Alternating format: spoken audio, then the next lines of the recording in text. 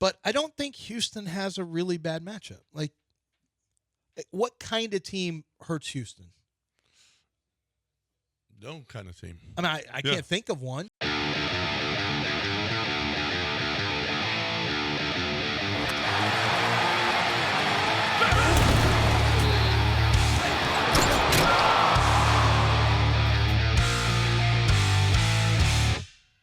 So Kelvin Sampson, he is awesome.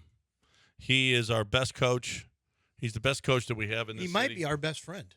He loves us. I know that. So, I mean, I love the quote. There's so many things, so many quotes that he had this weekend. One of them was, he didn't sound excited. We'll play that one. Jim Nantz was there. You saw Jarris was there. Mm-hmm. He was giving him big hugs. The hug between he and Kellen right after the game that they were going to the Final Four. There's a long interview that I watched with Will Kunkel interviewing Kellen, mm-hmm. and it was really, really good. But Kelvin says we've been preparing for this since June, and it's a process that they have. They have a late meeting on, is it June 1st? I think it's June 1st. And then there's 6:30 a.m. practice, and the season starts. Huh. And that's it. And it's a total 100% commitment. Here's Kelvin Sampson talking about that. Coach, you guys really jumped on him that first 5-10 minutes of the game. I'm wondering what, if anything, did you see in the last 36 hours that might have indicated that your team was ready to do that? Well, it wasn't the last 36 hours. It's since June. We didn't get good the last 36 hours. We just went through the Big 12 tournament, played 3 games there. Thing I like about this team, I don't think they overreact to anything. That's it? Yeah. We cut him off mid-sentence? Why? Why? That's the clip. He clearly was not done talking. He had more to say. He had a lot more to say. Well, he did have more to say, and Kelvin, you can't tell. Did it seem like he was happy? I don't know, but he did say, he's talking about his team, and in mid-sentence, here's what Kelvin had to say, and he had to make sure that everybody knew he was happy. We have a really good team. I think being humble and staying hungry every day has really helped us. I'm more excited than I'm letting on right now. I'm really excited. I'm really happy for these kids. But it's their moment, and just happy for them. At least he recognizes that we don't know when he's happy. Yeah. He's so determined all the time. Like, this guy lives with determination. Yeah. Like, when he talks to his grandkids, he's probably a determined tone. Do you think it never works out, son takes over for dad? No, he'll take over. No. Oh. It never. It's going to be hard. It's going to be hard.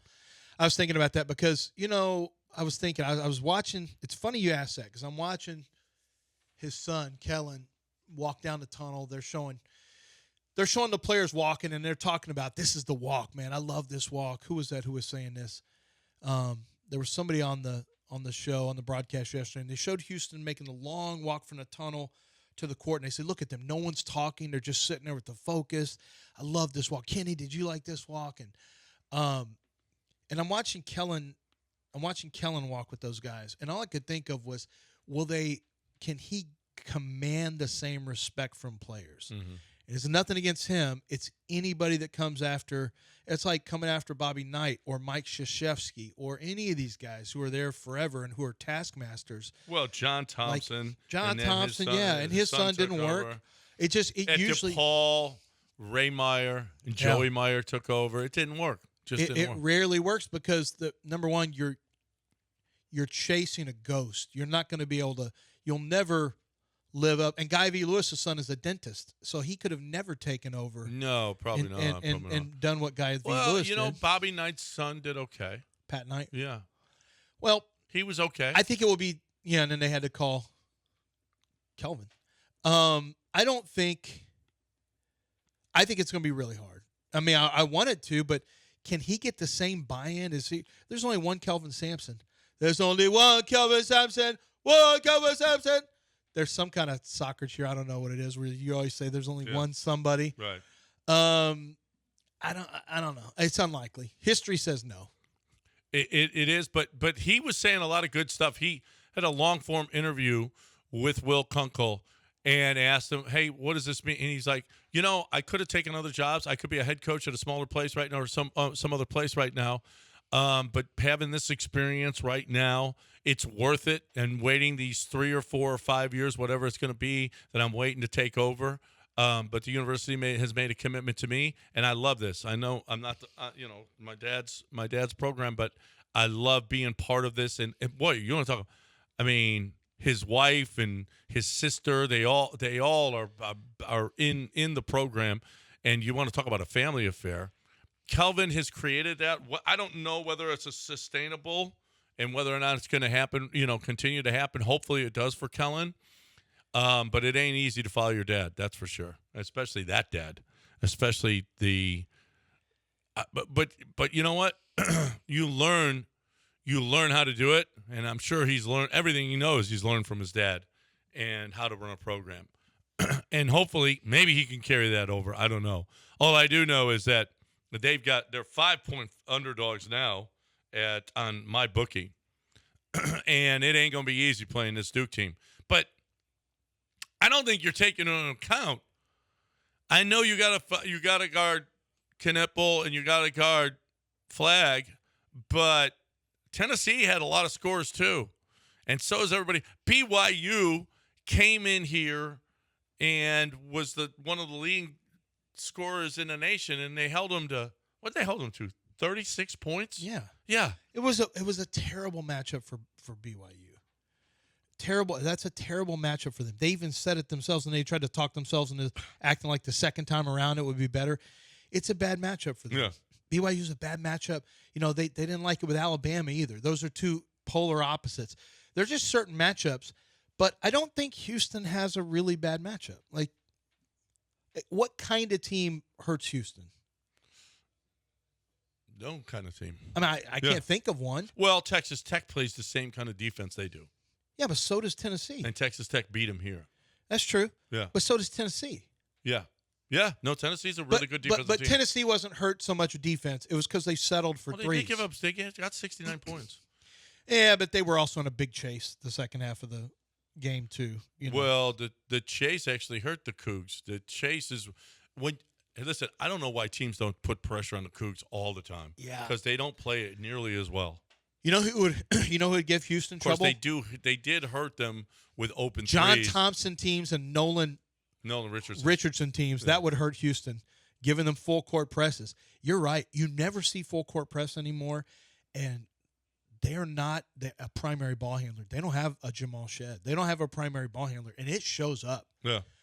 When you see them start to pant, when it gets tight, they start to lose. And they took care of the ball great yesterday.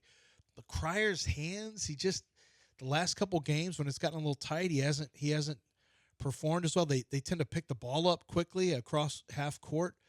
That's the one concern. The one concern is a team that can turn you over. But Tennessee turns people over, and Houston had one at half. They didn't get their second turnover, at least statistically. I felt like there had been another one, but I think they were 8 minutes into the second half before they had a second turnover. So, I don't know. Duke's bigger than Duke is Duke. They're on TV more than Leave It to Beaver. They're bigger. They're longer. They're more talented. All that stuff, but they're also young.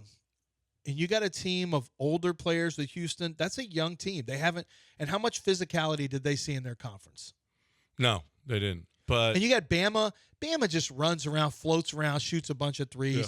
I mean, Bama has some physical guys, but they're about to have a bunch of guys who are really in your like. They just got to be in your face. Yep. No, they listen. Duke can't prepare for it. Nobody can prepare for it. Tennessee they were devastated. They were overwhelmed by the Cougs. That defensive effort When they had 8 points, they had 8 points with like 5 minutes to go in the half. That's how, I mean, it was ridiculous how good the Cougs were. That Swarm, Texans don't have Swarm. Cougs have Swarm. How about you had 14 straight misses, and it would have taken another 13 in a row to match the Rockets. That's how bad the Rockets – and it felt like Tennessee couldn't make anything. You almost have to double that to get to what the Rockets did in a single game. Well, they missed 27 straight threes. Yeah. They didn't miss 27 straight shots. Threes. Tennessee missed 14 straight threes. Oh. You would have had to add 13, almost double what you saw in the first half to reach what the Rockets had in a single game that they were in. Yeah. That they still had a chance to win somehow. Yeah. Amazing.